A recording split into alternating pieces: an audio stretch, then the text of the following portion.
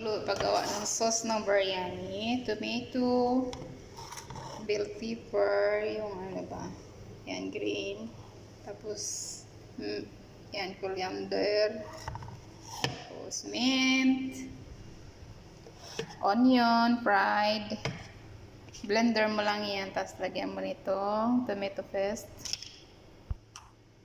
konti lang ang tubig, yan, mga isang mug, isang ganito lang, oh. Yan lang ang tubig.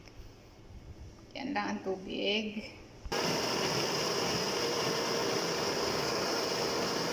Lagay mo na to siya, tomato paste. Lahat ito.